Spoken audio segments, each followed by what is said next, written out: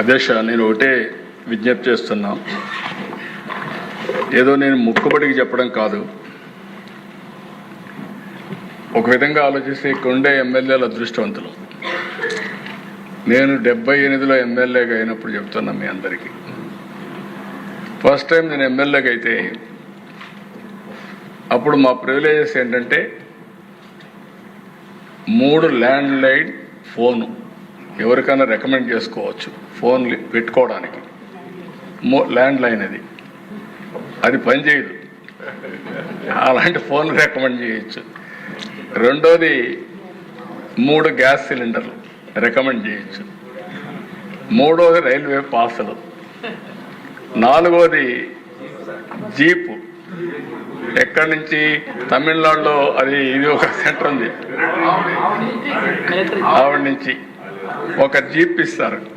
ఆ జీప్ నడవదు, దాన్ని లాక్ కావాలా, లాక్కొచ్చి రిపేర్ చేసుకుంటే అప్పుడు రోడ్లన్నీ కూడా ఎక్కడ కూడా కార్లు పోయే రోడ్లు కాదు, ఆ రోడ్లకి ఈ జీపులు పనికొస్తాయి. అందుకనే ఆ జీప్ ఇచ్చేవాళ్ళు అధ్యక్ష. ఈరోజు అధ్యక్ష ఆర్టీసీ బస్సులో సీటే.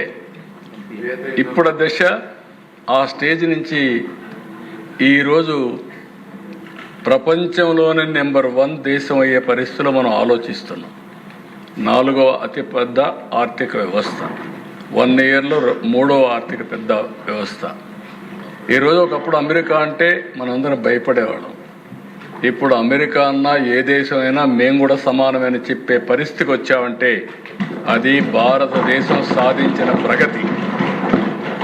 ఇవన్నిట్లో నేను వాచ్ చేస్తూనే ఉన్నా. ఏ అవకాశాన్ని వచ్చినా నేను వదిలిపెట్టాను. అది నాకు ఫస్ట్ నుంచి అధ్యక్ష.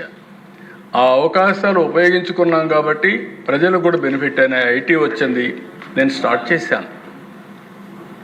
రిఫార్మ్ వచ్చింది, ఎవరు మాట్లాడకపోతే నేను మాట్లాడాను. ఫస్ట్ టైం దావోస్కు చాలామందికి రిజర్వేషన్లు ఉంటే నేను ఓపెన్గా వెళ్ళాను. ఇండస్ట్రీ అనే వాళ్ళతో మాట్లాడకపోతే నేను ఇండస్ట్రీని ప్రమోట్ చేయడం కోసం సిఐ పార్ట్నర్షిప్లు పెట్టాను. దానివల్ల దేశ మనకు లాభం అంటే సంపద సృష్టిస్తేనే పేదరికాన్ని నిర్మూలన చేయగలుగుతాం. మీ జీవితంలో మీరు ఒకటే గుర్తుపెట్టుకోండి, కొత్తగా వచ్చిన ఎమ్మెల్యేలు అందరూ ఉన్నారు, చాలా మెజారిటీ ఉన్నారు.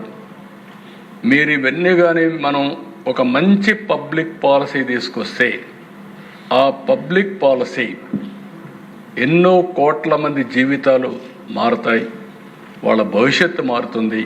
ఆ విషయం మనం గుర్తుపెట్టుకోవాల్సిన అవసరం ఉంది ఈసారి. అందుకే నేను ఈ అసెంబ్లీలో కూడా మనం ఒకసారి చూస్తే అనేక విషయాలు ఇంకా మీరు నేర్చుకోవాల్సి ఉంది, నేను నేర్చుకోవాల్సి ఉంది. నేను ఒకే మాట చెప్తున్నా, ప్రతిరోజు నేను నిత్య విద్యార్థిని. కొత్త విషయాలు నేర్చుకొని ఆ కొత్త విషయాలు ప్రజలకు పనికొస్తాయంటే మళ్ళీ దాన్ని అమలు చేసుకుంటూ ముందుకు పోవడం, అదే చేస్తున్నాం, భవిష్యత్తులో కూడా చేస్తాం. నేను ముందే చెప్పాను మీ అందరికీ, నేను లాజిస్టిక్స్ అనే విషయం ఇంతవరకు ఎప్పుడూ మాట్లాడలేదు. ఇప్పుడు ఫస్ట్ టైం నేను లాజిస్టిక్స్ మాట్లాడుతున్నా. ఐటీ మాట్లాడడం వేరే. ఇప్పుడు ఐటీలో కూడా ఒకప్పుడు చూస్తే ఐటీ అలోన్ మాట్లాడాం. ఇప్పుడు real time governance, integration, quantum valley, quantum computing, ఇవన్నీ మనం మాట్లాడే పరిస్థితికి వచ్చాం. ఒకప్పుడు ఎనర్జీలు నేను రిఫార్మ్స్ తీసుకొచ్చా. ఒక మాటలో చెప్పాలని నేను అధికారం పోగొట్టుకున్నా. నన్ను అందరూ అన్నారు, లేనిపోయింది పట్టుకున్నావు నువ్వు, ఊరికి అనవసరం కదా అన్నారు. కాదు, ఎవరో ఒకరు లీడ్ చేయకపోతే కరెక్ట్ కాదంటే నేను ఆ రోజు విద్యుత్ శక్తి రిఫార్మ్స్ తీసుకొచ్చి 2004లో నేను దెబ్బతిన్నా. కానీ నాకు ఒక సాటిస్ఫాక్షన్, ఈ దేశంలో రిఫార్మ్స్ తీసుకొచ్చిన వ్యక్తుల్లో మొదటి వ్యక్తి నేనే. పవర్ సెక్టర్ రిఫార్మ్స్ తీసుకొచ్చాం. ఫస్ట్ రెగ్యులేటరీ కమిషన్ కూడా పెట్టాం, ఫస్ట్ రెగ్యులేటరీ కమిషన్. దాంతోనే మీరు చూస్తే first power project Jegurupadu by GVK, first airport Hyderabad greenfield, first flight Dubai to Hyderabad Emirates.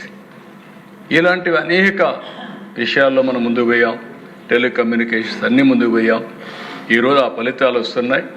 ఈరోజు మనం వేసే అడుగు 2047కి మళ్ళీ చెప్తున్నా, మీ మనసులో గుర్తుపెట్టుకోవాలి, మీ మైండ్లో ఉండాలి. తెలుగు జాతి ప్రపంచంలో నెంబర్ 1 కావాలనేది లక్ష్యంగా పనిచేస్తున్నాం. ఇది సాధిస్తాం, మీరు రాసి పెట్టుకోమని అలా కోరుతూ I'm very happy to associate with all of you. Youngsters చాలామంది ఎమ్మెల్యేలు ఉన్నారు. మీరు శాశ్వతంగా ఎమ్మెల్యేలుగా ఉండాలంటే పనులు చేయడం ఎంత ముఖ్యమో ప్రజలతో అనుసంధానం కావడం కూడా అంతే ముఖ్యం. అది చేస్తే ప్రజలు ఎప్పుడు మనతో ఉంటారు. నేను ఒకేసారి ఓడిపోయా, ఆసారి తప్ప ఇక్కడ అన్ని ఎలక్షన్లో గెలుస్తూ వచ్చాను. కాబట్టి మీకు కూడా ఇది ఒక మంచి అవకాశం. ప్రజాసేవ చేసే ప్రతి ఒక్క వ్యక్తిలో మనం కరెక్ట్గా ఆలోచిస్తే మనకు ఒక పేరుంటుంది, ప్రజలకు మనం మంచి చేసే అవకాశం ఉంటుంది. అది గుర్తుపెట్టుకోవాల్సి కోరుకుంటూ వండర్ఫుల్ ఎక్స్పీరియన్స్. నాకు కూడా ఇంతమంది కూర్చోవడం అనేది అసెంబ్లీలో చాలా సార్లు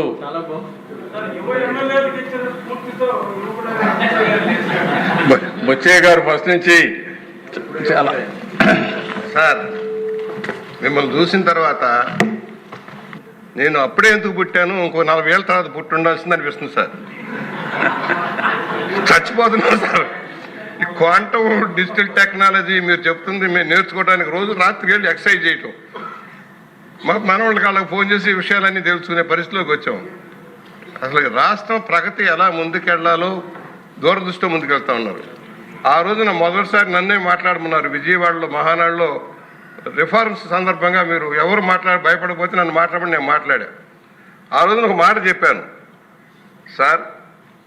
ఆ రోజున సముద్రాన్ని చిలికినప్పుడు ఆలహాలం పుట్టింది, ఎవరో దాన్ని మిగటానికి సిద్ధంగా లేరు.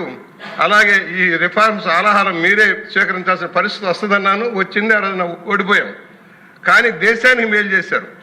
మీ వల్ల దేశంలోనే రిఫార్మ్స్ వచ్చినాయి. నేషనల్ రోడ్ నెట్వర్క్ కానీ పవర్ సెక్టర్లో కానీ రిఫార్మ్స్ వచ్చినాయి. ఇవాళ పవర్ అవసరం ఏంటో తెలుస్తూ ఉంది. మీతో పాటు మేము 82 నుంచి కూడా చూస్తూ ఉన్నాం. మళ్ళీ గుర్తుకొస్తూ ఉన్నాయి. ఆ పాత బుల్లెట్లు ఇచ్చేవాళ్ళు, సెకండ్ హ్యాండ్ బుల్లెట్లు ఇచ్చేవాళ్ళు. అలాగే ఫోన్లు, పనిచేయని ఫోన్లు వచ్చాయి. సరే ఇవాళ ఫోన్స్లో కూడా రిఫార్మ్స్ మీరే కారకులు. మొత్తం రిఫార్మ్స్ తెచ్చి డీసెంట్రలైజేషన్ చేయించిన తర్వాత, రెగ్యులేషన్ చేయించిన తర్వాత మార్పు వచ్చేసింది ప్రపంచవ్యాప్తంగా. అందిపుచ్చుకున్నాం. కనుక మన బిడ్డలకు ఇవాళ విదేశాల్లో ఉన్న మన బిడ్డలు మిమ్మల్ని రోజు తలుచుకోవడానికి కారణం ఏంటంటే మీరిచ్చిన స్ఫూర్తి, మీరిచ్చిన ఇంజనీరింగ్ కాలేజీ, మీరిచ్చిన టెక్నికల్ కాలేజీల వల్ల చదువుకొని ఆంధ్ర తెలంగాణలోని బిడ్డలంతా ఇవాళ ఉన్నత స్థానానికి వెళ్ళారంటే మీరు తీసుకున్న నిర్ణయమే కారణం. ఇవాళ హైదరాబాద్ వెళ్తే మాకు బాధగా ఉంది. బాధ అంటే ఎందుకంటే మీరు చేసిన కృషి ఎన్నో దేశాలు తిరిగి వస్తా ఉన్నాం. హైదరాబాద్ చూసేటప్పటికి ఇవాళ సైబరాబాద్ కానీ ఏదైనా చూస్తే మీరు వేసిన పునాది. ఆ రోజు మమ్మల్ని తీసుకెళ్లారు మీరు. ఆ రోజున హైటెక్ సిటీకి ప్రారంభించినప్పుడు మమ్మల్ని అందరం తీసుకెళ్లారు మీరు. ఆ రోజున ఏమిటి రాళ్లలో రప్పల్లో అయ్యిద్దా అనుకున్నాం. ఇవాళ ఎలాంటి నగరం తయారైంది మీరు తీసుకున్న దూరదృష్టితోటి. ఇవాళ మాకు యంగ్స్టర్స్ వచ్చారు సార్, చదువుకుంటూ ఉన్నారు. రేపేమిటి 47కి మీరు చెప్తా ఉన్నారు. 47కి మేము ఉంటాము పోతాం మాకు తెలియదు, కానీ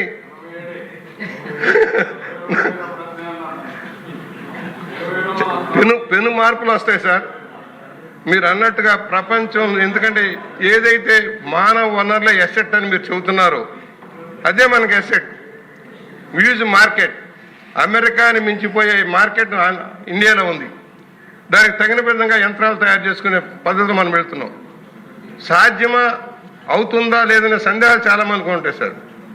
మీరు ఈ సంవత్సరంలో సాధించిన ప్రగతి సాధ్యమని నిరూపిస్తూ ఉంది.